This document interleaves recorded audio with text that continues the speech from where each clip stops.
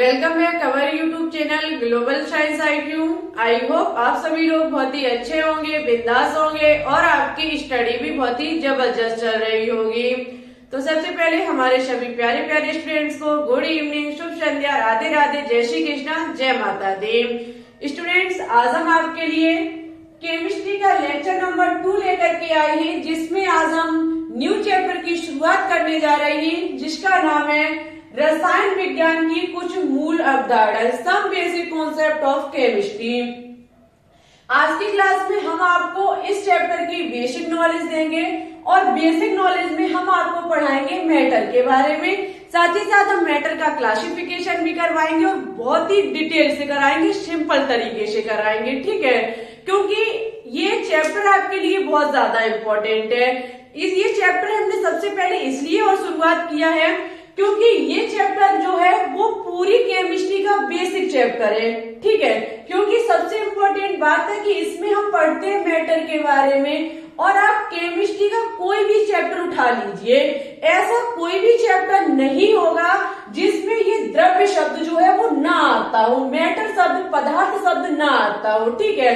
तो मैंने सोचा कि सबसे पहले क्यों ना मैटर पर ही बात कर ली जाए, इस मैटर को ही खल्लास कर दिया जाए, क्योंकि जब तक स्टूडेंट्स आपको मैटर नहीं पता होगा आप कोई भी केमिस्ट्री का चैप्टर जीवन में नहीं पढ़ पाएंगे, ठीक है। तो हमारा मानना यह है कि क्यों ना सबसे पहले मैटर को खल्लास किया जाए और इस मैटर पर बहुत ही डिटेल से चर्चा की जाए, और वो भी सिंपल तरीके से, ठीक है। चलिए, आपका बिल्कुल भी समय बर्बाद नहीं करेंगे, डायरेक्ट हम अपने टॉपिक पर बात करेंगे। लेकिन आपसे एक छोटी सी रिक्वेस्ट है हमारी कि आप बिन कॉपी पेन के इस वीडियो को मत देखिएगा, ठीक है। यदि आपके पास कॉपी पेन नहीं है तो अभी वीडियो को स्किप कर दीजिए, पहले उठा करके लाइए, उसके बाद इस वीडियो को देखिए, ठीक है। जैसे जैसे हम बोर्ड पर लिखते चले वैसे वैसे आप अपने नोटबुक पर लिखते चलिएगा और अच्छे से नोट्स बनाइएगा, ठीक है। चलिए, तो अब हम बात करेंगे टॉपिक पर। अब आपका फुल फोकस अपनी नोटबुक पर और इस बोर्ड पर होनी चाहिए, ठीक है। देखो स्टूडेंट्स, आपको हम बता देते हैं, पदार्थ की बात की जाए, द्रव्य की बात की जाए, जिसे इंग्लिश में मैटर कहा जाता है, तीनों एक ही बात होती है, ठीक है। तो देखो, मैटर क्या है? इस पृथ्वी पर उपस्थित या फिर ब्रह्मांड में उपस्थित जो कुछ भी है वो सभी पदार्थ है, ठीक है, क्योंकि कहा जाता है कि पृथ्वी पर उपस्थित वह वस्तु जो स्थान घेरती हो और जिसमें कुछ ना कुछ द्रव्यमान हो। द्रव्यमान का मतलब हम कह सकते हैं भार हो, मीन्स वजन हो, उसको पदार्थ कहा जाता है, ठीक है। और इस अर्थ पर उपस्थित कहने का मतलब है पृथ्वी पर उपस्थित यदि कोई भी वस्तु होगी तो उसमें कुछ ना कुछ भार होगा और साथ ही साथ वह कुछ ना कुछ स्थान भी घेरेगी, ठीक है। तो पृथ्वी पर उपस्थित या फिर इस ब्रह्मांड में उपस्थित हर वह चीज जो जिसमें द्रव्यमान होता है और जो कुछ ना कुछ स्थान घेरती है उसको ही द्रव्य कहा जाता है। तो हमारे साथ लिखिएगा, हर वह वस्तु जिसमें द्रव्यमान होता है, ठीक है, जिसमें द्रव्यमान का मतलब है कि जिसमें भार होता है, यानी कि कुछ ना कुछ वजन होता है, द्रव्यमान होता है। और पृथ्वी पर यदि कोई भी चीज उपस्थित होगी तो उसमें बिल्कुल कुछ ना कुछ भार अवश्य होगा, ठीक है। और साथ ही साथ जो कुछ स्थान घेरती हो, अब पृथ्वी पर इस अर्थ पर कुछ भी वस्तु होगी, कुछ भी चीज होगी तो वो स्थान घेरेगी, चाहे छोटी से छोटी चीज हो चाहे बड़ी से बड़ी चीज हो, ठीक है, चाहे बिल्कुल छोटी हो चाहे कितनी भी बड़ी हो, वो उसमें कुछ ना कुछ स्थान जरूर घेरेगी यदि पृथ्वी पर उपस्थित होगी, और उसमें कुछ ना कुछ भार जरूर होगा, द्रव्यमान जरूर होगा, ठीक है। तो मुझे उम्मीद है कि आपका द्रव्य क्लियर हुआ होगा। अब कभी भी द्रव्य की बात की जाए, मैटर शब्द की बात की जाए, तो आप बिल्कुल कह सकते हैं कि मैटर क्या है? पृथ्वी पर उपस्थित हर वह चीज जिसमें द्रव्यमान होता है और भार होता है, जो स्थान घेरती है उसको द्रव्य कहा जाता है। अब हम क्या करेंगे, इसका क्लासिफिकेशन पढ़ेंगे मैटर का, ठीक है। कहने का मतलब है द्रव्य का वर्गीकरण, ठीक है। Classification of matter. जो स्टूडेंट्स इंग्लिश मीडियम से सीबीएसई बोर्ड से हैं उनको जैसे कि हम यहाँ नहीं लिखेंगे तो मुंह से बोलते चलेंगे, आप उसको समझते चले, ठीक है। Classification of matter, classification of matter की बात की जाए तो देखो द्रव्य को दो चीजों से बांटा जाता है, ठीक है। द्रव्य को जो वर्गीकरण इसका किया जाता है, क्लासिफिकेशन जो किया जाता है वो मुख्यतः दो तरीके से किया जाता है। यहाँ पर एक शब्द और लिख लीजिएगा, मुख्यतः, ठीक है। ये मुख्यतः है, इसका जो मुख्यतः क्लासिफिकेशन किया जाता है वो दो तरीके से किया जाता है। एक तो इसका भौतिक रूप से किया जाता है, ठीक है। भौतिक रूप से मतलब भौतिक आधार से किया जाता है, और इसका एक रासायनिक रूप से किया जाता है, ठीक है। दोनों से हम डिटेल से चर्चा करेंगे, लेकिन आपको बहुत ध्यान से इस चीज को पढ़ना होगा, रासायनिक रूप से और भौतिक रूप से। भौतिक रूप से इसका जो क्लासिफिकेशन किया गया है वो तीन तरीकों से किया गया है। भौतिक रूप से इसे तीन भागों में बांटा जाता है। फर्स्ट है हमारा ठोस, जिसे इंग्लिश में कहा जाता है सॉलिड, उसके बाद द्रव जिसे लिक्विड कहा जाता है, और तीसरा है हमारा गैस, ठीक है। ठोस को सॉलिड कहा जाता है, द्रव्य को लिक्विड कहा जाता है, और इसको गैस, ठीक है।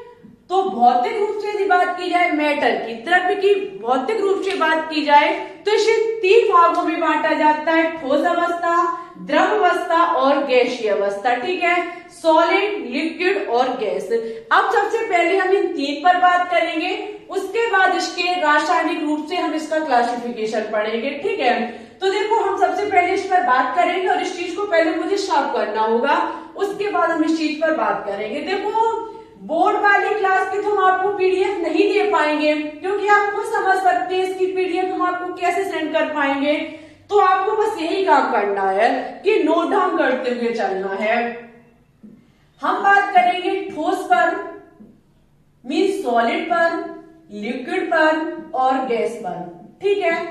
इनकी बात की जाए तो हमारा ओनली एक क्वेश्चन है, हमारे जो मन में ख्याल आता है, कहने का मतलब एक क्वेश्चन हमें बार बार परेशान करता है कि ठोस को ठोस ही क्यों कहा जाता है, द्रव को द्रव ही क्यों माना गया है, और गैस को गैस ही क्यों माना गया है। सबसे इंपॉर्टेंट पॉइंट ये है, ठीक है। तो देखो इसको ठोस कौन बनाता है, तो इसके अणुओं के बीच जो बल है वो ठोस को ठोस बनाए हुए है। कैसे बनाए हुए है, तो आपको पता है कोई भी वस्तु है, कोई भी वस्तु होगी, कोई भी मैटर होगा, कह सकते हैं कोई भी पदार्थ, ठीक है, तो वो किसी ना किन्हीं अणुओं से मिलकर के बनी होगी, ठीक है। किन्हीं ना किन्हीं पार्टिकल से मिलकर के बनी होगी, अणु से मिलकर के बनी होगी, ठीक है, जिसे हम अवयव भी कह सकते हैं। उन अवयव जो है वो किसी न किसी बल के द्वारा बंधे हुए हैं, उन्हीं बल के कारण ये हमारी ठोस चीज ठोस है, द्रव चीज द्रव है, और गैस चीज हमारी गैस है। अब इनके बीच ऐसा कौन सा बल है जो ठोस को ठोस बनाए हुए है, तो देखो इनके बीच जो बल है वो है हमारा अंतरा आणविक बल। ये आपने बहुत बार पढ़ा होगा, अंतरा आणविक बल। देखो स्टूडेंट्स हमारे राइटिंग पर ध्यान मत देना, ठीक है।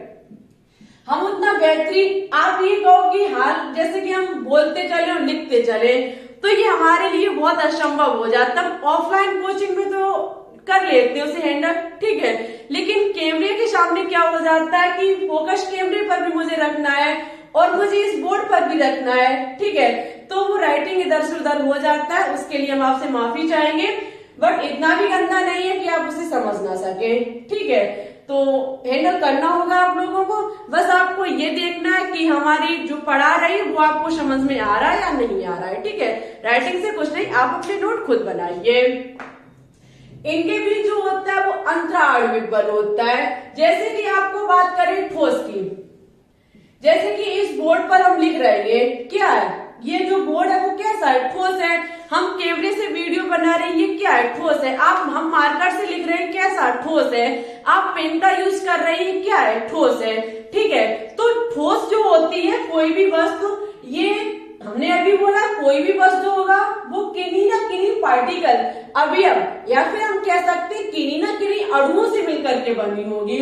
इनके बीच, ठोस के बीच जो अणु होते हैं, इनके बीच लगने वाला जो बल होता है, अंतरा आणविक बल जो होता है, वो इतना मजबूत होता है कि एक दूसरों को वो अलग अपने से अलग नहीं जाने देते। जैसे कि कोई ये एक पार्टिकल है, दूसरा ये पार्टिकल है, किसी अणु में है, कहने का मतलब किसी वस्तु में है, ठीक है। इनके बीच जो अंतराण्विक बल है वो इतनी मजबूत है कि ये कह रहा है इससे कि हम तुझे अपने से दूर नहीं जाने देंगे, और ये बोल रहा है इससे कि हम तुझे अपने से दूर नहीं जाने देंगे। ये एक दूसरे को इतनी मजबूती के साथ पकड़े हुए हैं कि ये एक दूसरे को दूर नहीं जाने देंगे, ठीक है। जब ये दूर नहीं जाने देंगे तो वो चीज, जैसे कि हम कह सकते हैं कई एक चीजों का हम गुच्छा बना दे, ठीक है, तो वो बहुत ज्यादा ठोस हो जाएगा। इस प्रकार से गुच्छा बना दे कि उसमें कोई भी जगह ना हो, ठीक है, कोई भी उसमें प्लेसमेंट यानी कि जगह ना हो, तो जिससे कि हम उसे दाबे तो वो दब भी ना पाए। तो उसी प्रकार से जैसे कि हमारी कोई ठोस चीज है, ये बोर्ड है, हम चाहकर भी इसको नहीं दाब पाएंगे। हमारा ये मार्कर है, हम चाहकर भी इसको नहीं दाब पाएंगे। हाँ, ये हो सकता है कि हम तोड़ सकते हैं, ठीक है, तो ये तो हम इसको नहीं कह सकते, ठीक है। जैसे कि ये हम इसको दाबे नहीं दाब पाएंगे क्योंकि इस जो हमारा मार्कर है इसके बीच जो अणु है वो एक दूसरे को इतनी मजबूती के साथ पकड़े हुए हैं कि कोई भी इनके बीच जगह नहीं है, ठीक है। बस इसी कारण ठोस चीज हमारी ठोस है, अंतराण्विक बल जो है इनके बीच वो एक दूसरे को मजबूती के साथ पकड़े हुए हैं। इसी प्रकार से हमारा द्रव है। द्रव की बात की जाए तो द्रव के बीच जो हमारे अणु है, ठीक है, इस द्रव वस्तु के बीच जो अणु है वो ठोस की अपेक्षा थोड़े दूर दूर है। इनके बीच अंतराण्विक बल जो है वो इसकी अपेक्षा कम है, ठोस की अपेक्षा कम है, ठीक है। जबकि गैस की बात की जाए तो गैस के जो अणु है वो बहुत बहुत दूर है। इनके बीच अंतराण्विक बल जो है वो नगण्य, शून्य है, ठीक है, कोई अंतराण्विक बल नहीं है।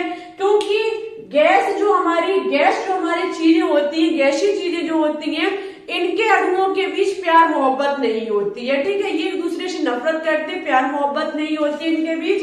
कहने का मतलब है गैस वाले जो हमारे पदार्थ वस्तुएं होती हैं इनके कण बहुत दूर दूर होते हैं। तो ऑफकोर्स हम इस चीज को कह सकते हैं सिंपल तरीके से कि ठोस जो होते हैं इनका अंतराण्विक बल जो होता है वो कैसा होता है, उच्चतम होता है, ठीक है। और द्रव की बात की जाए तो ठोस की अपेक्षा कम होता है, ठोस की अपेक्षा कम होता है, ठीक है, अंतराण्विक बल। ऐसे एग्जाम में क्वेश्चन पूछे जाते हैं। और इसकी बात की जाए तो इसका शून्य मान लीजिए एक प्रकार से, ठीक है, अंतराण्विक बल इसका शून्य होता है। इन्हीं से एक चीज और निकलती है जो कि है हमारी अंतराण्विक दूरी। अंतराण्विक दूरी, बस यहीं पर स्टूडेंट्स क्या होता है, आप लोगों को क्वेश्चन एग्जाम में गलत करे आते हैं। अंतराण्विक दूरी, अंतराण्विक दूरी की बात की जाए तो आप देख सकते हैं ठोस में जो हमारा अंतराण्विक बल था वो कैसा था, उच्चतम था। क्योंकि इनके बीच जो अणु थे वो एक दूसरे को बहुत मजबूती तरीके से पकड़े हुए थे। लेकिन अंतराण्विक दूरी की बात यहाँ पर की गई है, मीन्स ठोस में बात की जाए तो इनके बीच कोई भी गैपिंग नहीं है, बिल्कुल दूरी नहीं है, इनके अणुओं के बीच बिल्कुल भी दूरी नहीं है। हम कह सकते हैं कि ठोस में अंतराण्विक दूरी जो होती है वो कैसी होती है, शून्य होती है, ठीक है। अब यहाँ पर आपको बहुत अच्छे तरीके से माइंड को फिट करना होगा कि बल की बात की जाए, अंतराण्विक बल की बात की जाए तो ठोस उच्चतम होगा इसका अंतराण्विक बल, लेकिन दूरी इसकी शून्य होगी, ठीक है। लेकिन इसकी बात की जाए तो इसमें क्या होता है, ठोस से ज्यादा होती है, ठीक है, ठोस से ज्यादा होती है।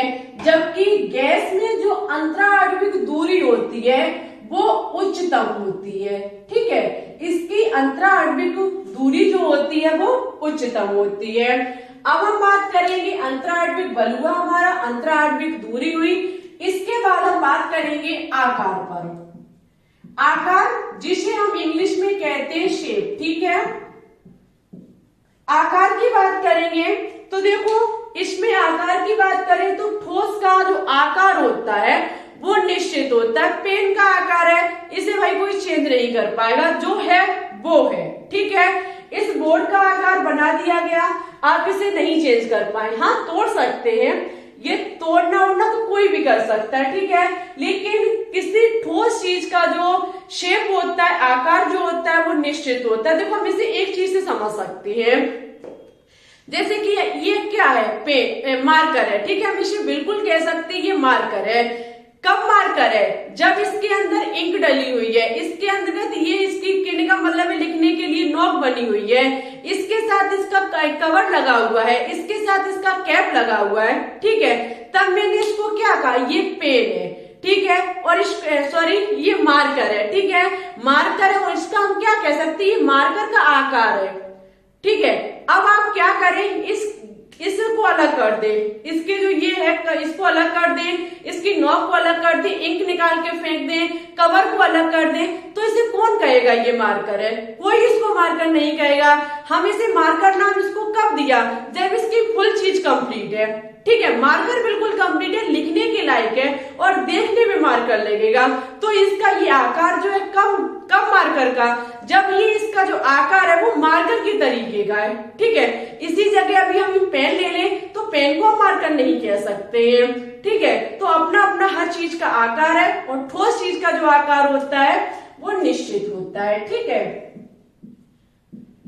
ठोस का जो आकार होता है वो निश्चित होता है। लेकिन लिक्विड की बात की जाए, द्रव की बात की जाए, तो द्रव का कोई भी आकार निश्चित नहीं होता है, ठीक है। क्यों नहीं होता है? जैसे कि हमने एक को क्या करें, एक गिलास पानी ले, ठीक है, एक गिलास हम वाटर को ले, एक गिलास वाटर को हम क्या करें, बाल्टी में डाल दे। जब मैंने उसको गिलास में लिया हुआ था तो वो गिलास के आकार का था, ठीक है। जैसे ही मैंने उसको बाल्टी में डाला, वो उस बाल्टी के पात्र को घेर लेगा।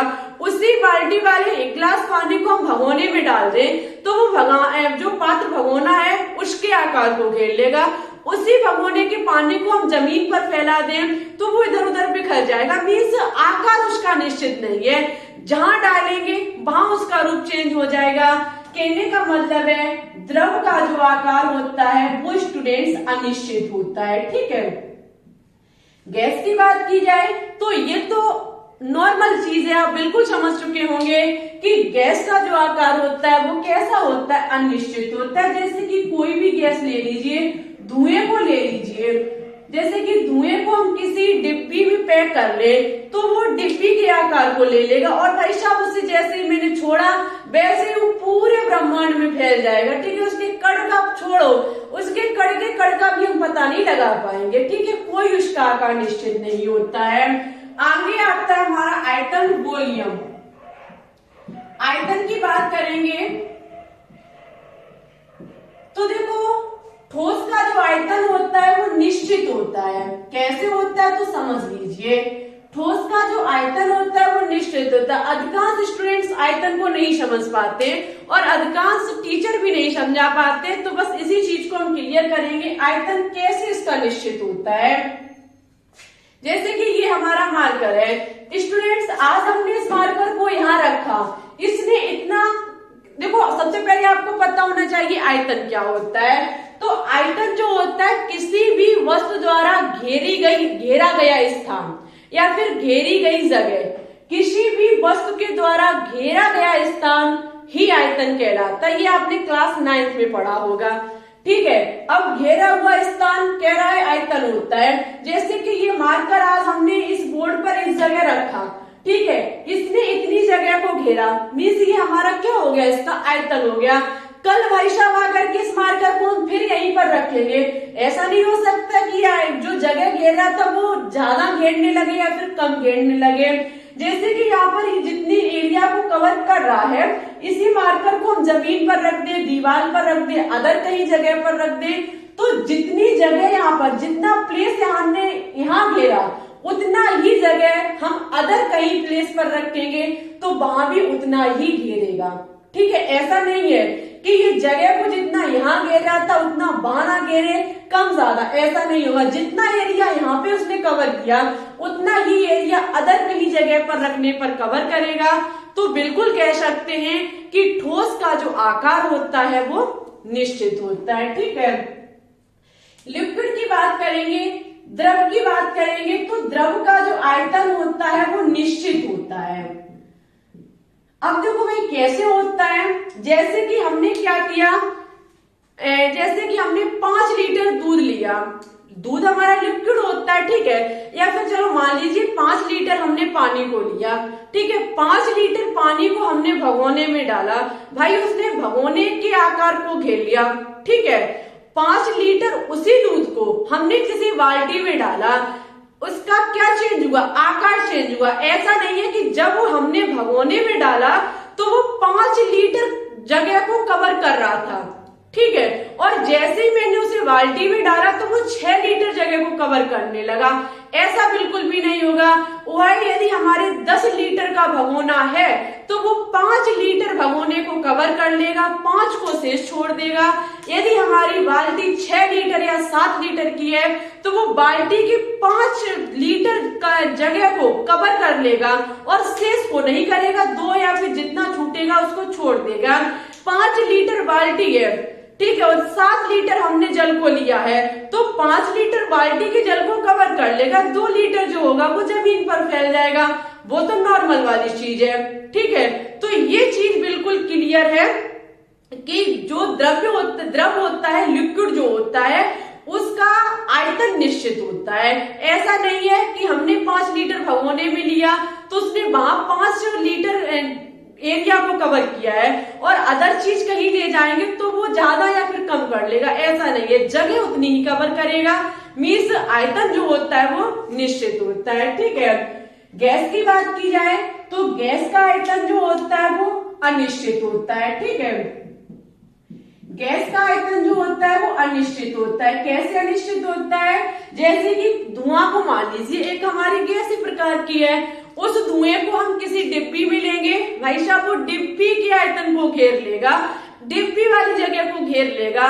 जैसे ही मैंने उसे आवारा किया, धुएं के भाई साहब पता नहीं चलेगा कि धुएं का कण किधर चला गया, पूरी ब्रह्मांड में फैल जाएगा, कोई भी उसका आयतन नहीं होता, घेरा गया स्थान कोई भी निश्चित नहीं होता है। डिब्बे में था तो इतनी सी जगह घेर रहा था, ठीक है, जैसे ही छोड़ा उसने पता नहीं कितना स्थान घेर लिया है, इसका कोई भी स्थान निश्चित नहीं होता है।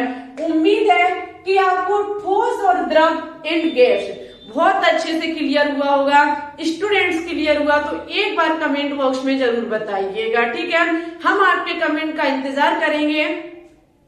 अब ये हमारा इसका भौतिक क्लासिफिकेशन, कहने का मतलब है भौतिक रूप से हमने इसका क्लासिफिकेशन आपको पढ़ा दिया है। अब हमारा रह गया है रासायनिक रूप से क्लासिफिकेशन, तो इसको हम कल की वीडियो में कवर करेंगे, ठीक है, क्योंकि आज हमारी चैप्टर की फर्स्ट क्लास है। हम ओनली इतना जानना चाहते हैं कि कितने स्टूडेंट्स हमारी वीडियो को पसंद करते हैं, क्योंकि ये 2022 के स्टूडेंट्स, न्यू स्टूडेंट्स हमारे से जुड़े हुए हैं, तो भाई आज आपको बताना होगा कि आपको कैसा समझ में आ रहा है, कैसा समझ में नहीं आ रहा है, कहाँ पे आपको प्रॉब्लम लग रही है। आप अपने कमेंट को कमेंट बॉक्स में छोड़िए। कल हम इसके जो भौतिक, आज हमारा कवर हुआ रासायनिक रूप से जो इसका क्लासिफिकेशन है, कल की वीडियो में डिटेल से हम इसको फिनिश कराएंगे, ठीक है। आज की वीडियो आपको कैसी लगी, आपसे हाथ जोड़ करके रिक्वेस्ट है, जरूर बताएं, हम आपके कमेंट का इंतजार करेंगे, ठीक है। यदि आप कहोगे कि अच्छा समझ में आया है, बहुत अच्छा लगा है, तो उससे भी जो लेक्चर नंबर 3 होगा बेहतरीन आपको देखने को मिलेगा, ठीक है। और बताइएगा जरूर, कल की क्लास में किसी स्टूडेंट्स ने नहीं बताया कि क्लास कैसी लगी, लेकिन आज हम आपके कमेंट का इंतजार करेंगे, जरूर बताइएगा कि आपको कैसा समझ में आया है, ठीक है। क्या आपने इस तरीके से कभी भौतिक रूप से आपने मैटर का क्लासिफिकेशन पढ़ा था या नहीं पढ़ा था, क्योंकि बस हम उसी पर उतर चुके हैं। जो स्टूडेंट्स को डर लगता है केमिस्ट्री से, उन स्टूडेंट्स के डर को मुझे खत्म करना है, ठीक है। ऐसे नहीं करेंगे, हंस हंस के करेंगे, सिंपल तरीके से करेंगे, ठीक है। बस आपको सपोर्ट और प्यार इसी प्रकार से बनाए रखना होगा और बस इतना सा काम करना होगा कि जल्द से जल्द 2000 सब्सक्राइबर को कंप्लीट कराना होगा, ठीक है। ज्यादा नहीं है, यदि आप चाहो तो मॉर्निंग तक कंप्लीट हो सकते हैं, तो आपसे निवेदन भी है और इतनी हमें उम्मीद भी है कि आप जरूर कंप्लीट कराएंगे 2000 सब्सक्राइबर को बहुत जल्द। इसी के साथ हम वीडियो को फिनिश करते हैं। वीडियो अच्छी लगी हो लाइक कीजिए, दोस्तों के साथ शेयर कीजिए, चैनल पर अभी अभी न्यू जुड़ रहे हैं तो चैनल को सब्सक्राइब करके बेल आइकन को दबाकर ऑल पर क्लिक जरूर कर लीजिए, ठीक है, जिससे हमारी अन्य आने वाली वीडियो के नोटिफिकेशन आपके पास टाइम टू टाइम पहुंचते रहेंगे और ये क्लास डेली इवनिंग में 8 बजे आपको अपलोड मिलेगी, ठीक है। क्योंकि बोर्ड पर हम लाइव क्लास नहीं चला सकते, आप समझ सकते हैं हमारी प्रॉब्लम को, क्योंकि नेट उतना बेहतरीन नहीं पकड़ता है जितना लाइव क्लास चाहती है, ठीक है। बस यही प्रॉब्लम है, अदर कोई प्रॉब्लम नहीं है। कल आएंगे एक नई एनर्जी के साथ और जबरदस्त टॉपिक के साथ। चलिए तो चलते हैं, अपना ख्याल रखना, अच्छे से स्टडी करना। एक बात और सुनते जाइए, जो स्टूडेंट्स कमेंट्स करते हैं कि यदि आपसे कुछ पूछना है तो हम कैसे पूछें, तो देखो एक हमारा टेलीग्राम ग्रुप है जिसका नाम है केमिस्ट्री बाय दिशा यादव, लिंक नीचे डिस्क्रिप्शन में डली हुई है, तुरंत उस पर क्लिक कीजिए, टेलीग्राम ग्रुप को ज्वाइन कीजिए, ठीक है। और आप अपने कोई भी डाउट है वहां पर क्लियर कीजिए और वहां पर एक स्टूडेंट दूसरे स्टूडेंट से क्वेश्चंस भी करते रहते हैं, लेकिन एक बात का विशेष ध्यान रखना, बाई चांस यदि आप उस पर कोई भी अदर वीडियो अपलोड करते हैं, कोई वीडियो डालते हैं और इधर उधर से बकवास करते हैं तो आपको ब्लॉक कर दिया जाएगा और ज्यादा बदतमीजी देने पर आपको ग्रुप से हटा दिया जाएगा और साथ ही साथ ग्रुप को भी हम डिलीट कर सकते हैं। अभी तक तो ऐसा नहीं हुआ है, सभी स्टूडेंट्स अच्छे से वहां पर बातचीत करते हैं और बकवास करोगे तो फिर हम आपको ब्लॉक कर देंगे। और भाई एक चीज और मैंने देखी कि आप लोग कहने का मतलब उस पर चुनाव से संबंधित बहुत बात करते, ऐसा मत कीजिए, आप अपनी पढ़ाई पर ध्यान दीजिए। वोट डालेंगे, डाले आना यदि आपका बनाओ, लेकिन आपको नहीं मतलब इतना रखना चाहिए, नेता है वो अपना काम करेंगे, ठीक है, आप उस पर इतना ध्यान मत दीजिए। और वोट से संबंधित मैंने देखा स्टूडेंट्स एक दूसरे से लड़ते रहते, ऐसा मत कीजिए, ठीक है। और टेलीग्राम चैनल भी है जिसका नाम है ग्लोबल साइंस IQ, जिस पर हर क्लास की आपको PDF मिलती है। चलिए तो बहुत ज्यादा बातें हो चुकी है, अपना ख्याल रखना, अच्छे से स्टडी करना। किसी भी प्रकार का कोई भी डाउट हो तो आप कमेंट बॉक्स में अपना कमेंट छोड़ सकते हैं, हम बिल्कुल रिप्लाई करेंगे। Okay, thanks for watching this video. जय हिंद, जय भारत, ऑल द बेस्ट।